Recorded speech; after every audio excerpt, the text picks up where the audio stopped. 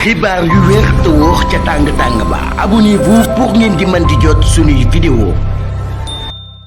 ngeen jëf ci ànd ak ñun ci chaîne bi di Buzz 221 HD sûreté urbaine lan moo tax ñu convoqué Diop Sy ci édition bi nga xam ni mercredi 1er avril l'Observateur daan na koy génnee di wax ni ancien député ak homme d'affaires bii di Diop Sy daan nañ koy déglu par la sûreté urbaine ginnaaw ab convocation d'exécution d'une délégation judiciaire du deuxième cabinet dans l'affaire Poste Finance. dossier bi nag mi ngi porté ci lu toll ci ab détournement présumé de 1,7 milliard de francs CFA à la Poste. Diop Sy ci boppam nag daal daan nañ ko cité pour un montant de 260 millions somme boo xam ne daal dafa engagé woon ni dina ko rembourser dès le début de l'enquête, précise la même source.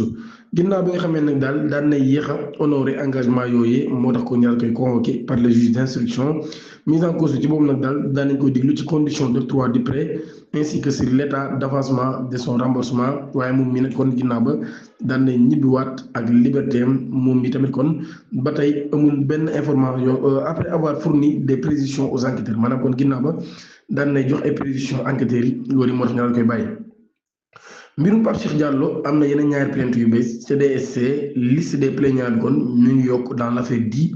Pape Cheikh Diallo ginnaaw waykat bi di Viviane Chidid ak basketteuse bi di Yacine Diop.